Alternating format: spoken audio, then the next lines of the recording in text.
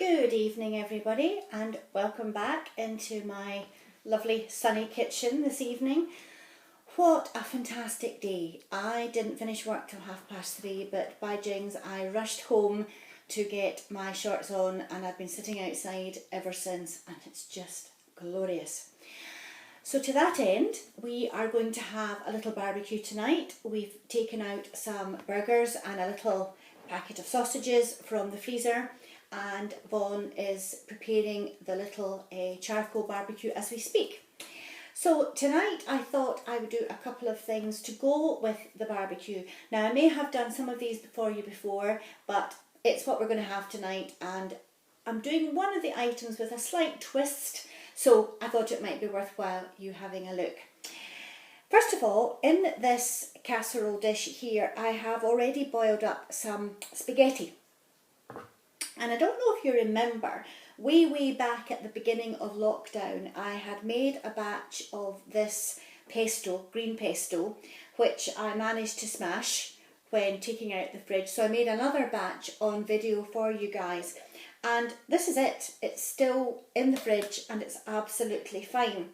So what I'm going to do is I'm going to add a good couple of dessert spoons of the pesto to the cold pasta, and that is it. Now you could heat this up if you wanted to have it hot, but we're just going to have it as a salad item with our burgers and our sausage, and that is it. And if you remember, the particular pesto that I made was kale and some different varieties of parsley that I happened to have growing in the garden at the time, and some salt and pepper and a little oil.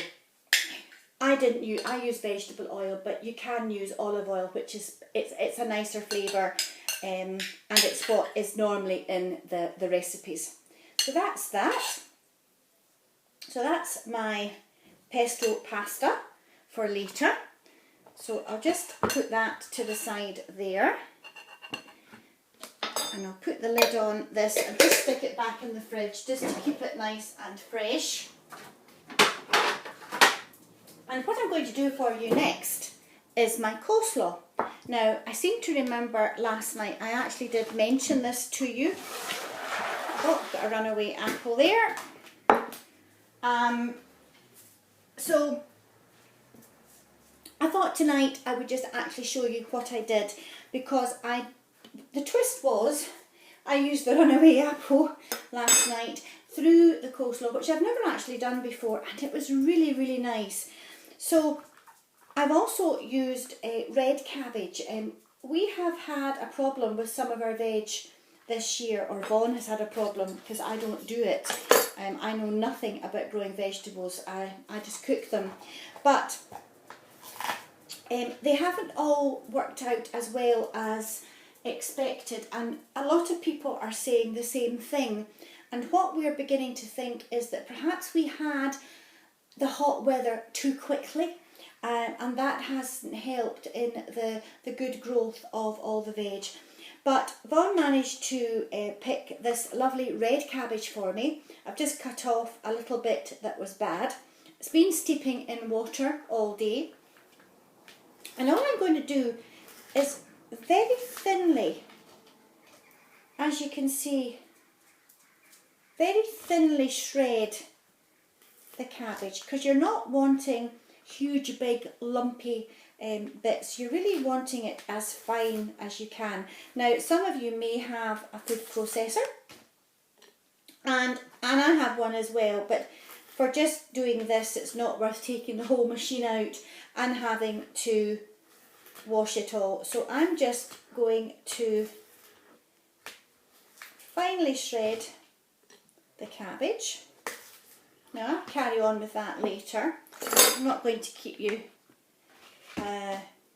watching me doing that. And then with the carrot, I'm going to top and tail, take off the outer skin because it's not very nice with the peeler. Now this carrot is quite old, it's been in the fridge for a while, but for the likes of coleslaw it'll be absolutely fine. Now you could grate this, but I don't want to. I can't be bothered to stand, and again, something else to wash. So all I'm going to do with the peeler, now that I've taken out the outer skin, I'm just going to slowly and carefully, so that I get kind of small, thin strips of carrot, is just peel it. Okay, now you need to watch your fingers, guys. You'll get to the end where you may have to just very thinly slice the rest, because you don't want to peel your finger. So I've got to the sort of thin bit now. So again, with your sharp knife, being very careful, just take little thin strips of your carrot, because you don't want to waste any of it, and that can all go in there. Okay, then you've got your apple. Now this is the slightly different bit. I'm going to use my apple corer, so keeping the apple steadily on the chopping board, just turn and screw in the apple corer. Once it's in, you can then pick it up and slowly twist and push the corer through, and then pull it out. And then all you're going to do is cut it in half, and you can see there are no pips because they've all come out. And then again, thinly slice your apple and then chop into pretty small pieces, because until your apple is covered in the mayonnaise, you could find it could go brown. So nice small pieces, which will then be covered in the mayonnaise, and that will hopefully prevent them from going too brown too quickly, or too brown at all. Okay, so that goes into your pot. Now I've obviously got more carrot and cabbage to peel, but I'm just showing you a little bit. So when you've got it all done, you would mix it all together. I'm going to put a little splash of lemon juice. Now some recipes say vinegar, but I did this last night, as I say, and it was quite nice. Now last night I just used ordinary mayonnaise, so I'm going to put, excuse the noise, it's getting to the end, so I shall just open it up and just take out the little bits that are left. And I also have this tikka mayonnaise, which has already been flavoured with coriander, so there's not an awful lot left, so I'm just going to use it up rather than opening another bottle of mayonnaise, because I'm not making a lot. It's really just excuse me, I just washed my fingers. I'm only making enough for the two of us tonight, and then all you're going to do is mix it all together. Now, as I say, I've got some more carrot to peel, and the same with the cabbage, so I'll add to that. But that is it. And you could also add a shake of salt and pepper if you wanted, guys, for an extra flavour. But I find that, especially now that I'm using the tikka mayonnaise, I think there'll be enough flavour in that. And there we have it.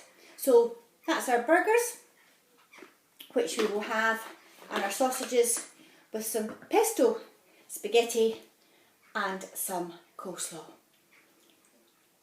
Looking forward to that. I didn't have any lunch today because I wasn't hungry, so I must admit I am really looking forward to that.